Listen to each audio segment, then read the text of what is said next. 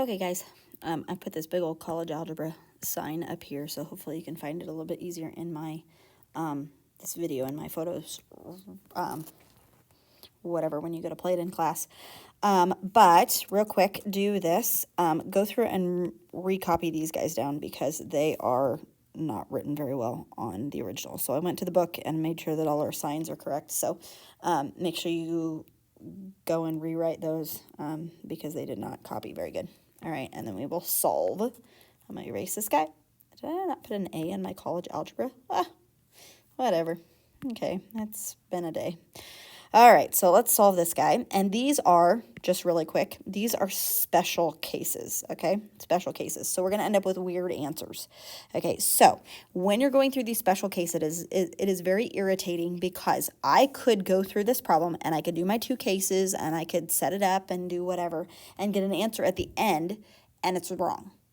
Because this is a special case, okay? So what we're doing is, rather than setting up my two cases and getting an answer, whatever, let's just look at the way that this works, right? I'm talking about an absolute value of something being greater than or equal to -4, okay? Now, keep in mind that the absolute value of something is always going to be a positive number, right? Let me do a different color.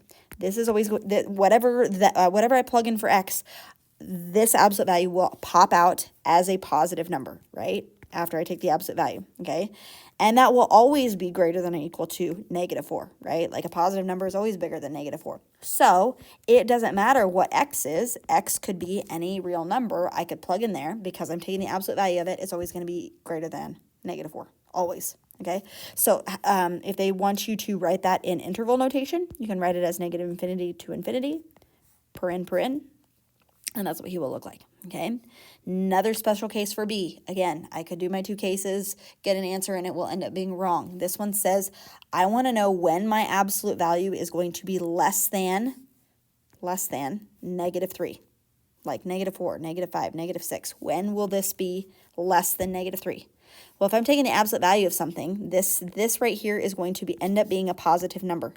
And my positive number will never be less than -3. Like, that's not going to happen. So there are no real solutions for x. It doesn't matter what I plug in for x. I end up taking the absolute, after I multiply by 4 and subtract 7, I'm going to take the absolute value, and that number will never be less than -3. Okay?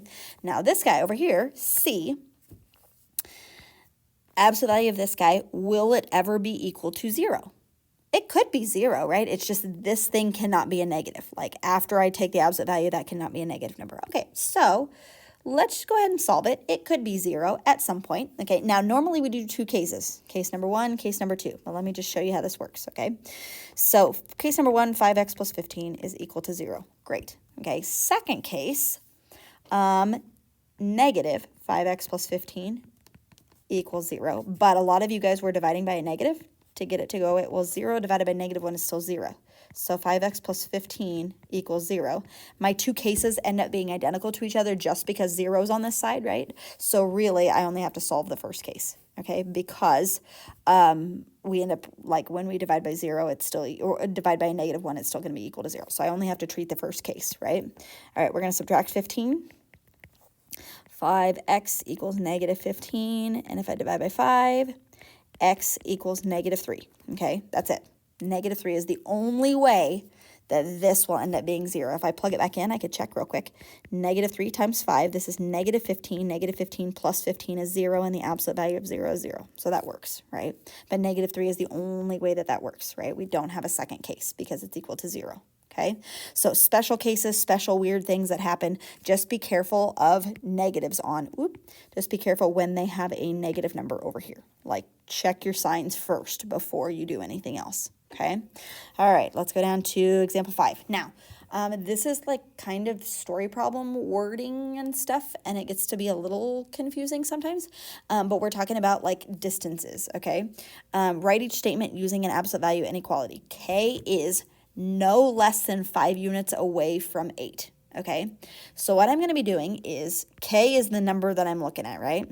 And I'm going to figure out how far it is away from 8, okay? So like if I have 8 here and K lives over here and I want to find out how far they are away, I'm going to subtract 8 and figure out what that distance is. Let's say k is 11, right? That's 3 units away, 11 minus 8, right? So I'm going to take and subtract those two, and I want that difference to be no less than 5, which means it has to be bigger than 5, okay? So I want this guy, we'll do the opposite values here in a second. I want that difference to be greater than or equal to 5. No less than 5 means 5 or more, right? No less than maybe means, I'm going to say 5 or more if you want to put that down. Okay, no less than 5 means 5 or more. That's verbiage is kind of weird, okay? And I want to do the absolute value of this because maybe my number is over here. Maybe we're talking about 2. I want to know how far 2 is away from 8, right? 2 minus 8 would be negative 6. So that means it's 6 units away, right? And that would be greater than 5 units away, right? I want it to be this difference to be more than 5 units away. So in other words, I'm looking for numbers that are beyond 13 and beyond 3, right? Because 5 units away here, 5 units away here, I want it to be more than 5 units away. So my answer will end up being this, right? But all they wanted was to write a statement. So this is your answer right here. But if we would solve it, like it means this, okay? Clear as mud, that was a little bit confusing, right? No less than 5 units away. So we're trying to find the difference between k and 8, okay? Same thing with b. N is within 0.01 units of 6. So I want to find how far away n and 6 are. So I'm going to subtract them, n minus 6. And I'm going to do the absolute value because I don't know if n is, if I do my thing here, I don't know if n lives over here or if it lives over here. So I want to do the absolute value, which is just going to tell me what the distance is. And I want it to be within 0.01 units, means I want it to be like inside of that, within 0.01, okay? Within 0.01 means I want that difference to be less than or equal to, or no, just less than 0.01. Let's talk about if it's equal to or not. Within. Within means inside of those marks, okay? And I don't know, this verbiage is kind of weird. Within does not include equal to, right? Because if this is 6.001, 6.001 on 6.001 is not within units, right? That is on that many units away. So it's not within. Within is everything up to that point, okay? So not equal to. Kind of weird, okay? So within means less than, if you want to put another wording on it, okay? Less than, but not equal to, right? I want it to be less than 0.001 units away. But this, again, is what they're asking for, not for you to solve it, okay? Kind of weird stuff going on, all right? They're going to have to do the same thing on example 6, but they're going to have to solve it. So let's talk about, I have no idea what this picture is doing. It looks like something in, we're filling bottles. Do you see the bottles? Like, this is a bottle right here. We're filling bottles with, like, water or something. I don't know what we're doing, but that's in a factory. Okay, got it. In quality control situations, such as filling bottles on an assembly line, we often wish to keep the difference between two quantities within some predetermined amount called tolerance. Okay, this is the way that it works in, like an assembly line in a factory, right? Like, let's say we're filling bottles of Dr. Pepper, because, that's what I like to drink. And some of the bottles, here's my bottles, right? Maybe this first bottle's filled up to here, maybe the second bottle's filled up to here, maybe the third bottle's filled way up to the rim, right? Okay. As long as it's filled like within this amount and this amount, we're good to go, right? That's what they'll do. So they'll give it a little bit of tolerance. They'll say, okay, that's fine if it's filled here. That's fine if it's filled here. That's fine if it's filled here. As long as it's filled in between those two, right, it's fine. And that in between is kind of like this number right here. Like, how much tolerance are we going to give to that? Because if it's filled below here, guess what? We're going to go ship it back and it's going to get filled again, or just tossed, or whatever. Or we need to fix our machine that's filling it, right? So suppose y equals 2x plus 1.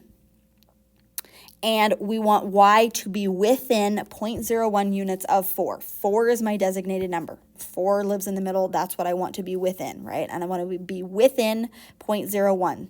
Another name for within is less than. I want it to be less than 0.01 away, right?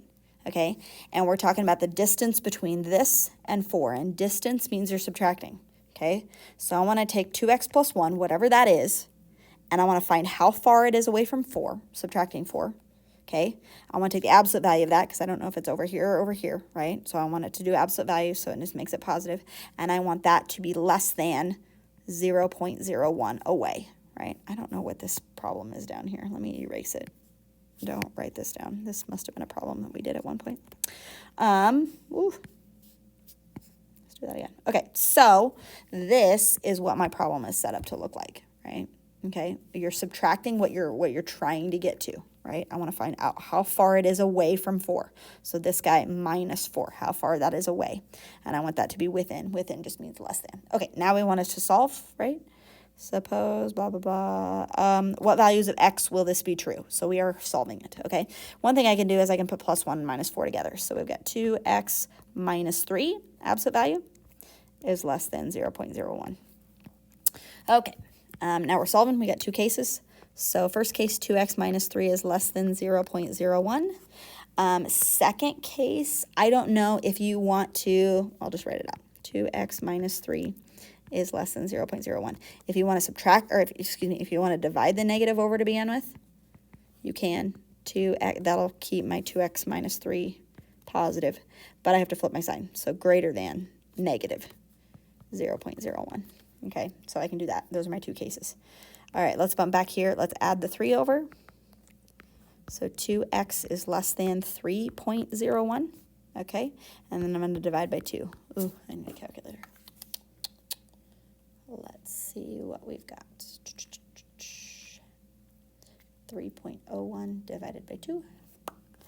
And x is less than 1.505. Okay, that's what he is. And then this one, if I add the 3 over, 2x is greater than, that will be like 2.99 divided by 2. My handwriting is terrible. How do you guys even, like, deal with that? Sorry. X is greater than 1.495. All right, so let's figure out on a number line what this looks like. All right, we've got 2 places. Which one goes first? This one is smaller, so it's going to be over here, 1.495. And then 1.505 goes on the right. Okay, open circles, because it's not equal to, right? It is less than, x is less than 1.505, so he goes this way. X is greater than that way. So we're looking at those 2 things happening together. If I look at that in interval notation, 1.495, comma, 1.505, parens or brackets, parens. That's what he looks like in interval notation. Okay? All right. Hey, there you go. Nice. That was a short 3 examples, I think, maybe. I don't know. All right, so that's the last section of the chapter. Ugh. We got review coming next. Gross. All right, so work on 1-8 homework. If you want to work together, I'm fine with that. Whatever, check answers. I don't care. But get that done for tomorrow? Tomorrow. Yeah, get that done for tomorrow. Okay, goodbye.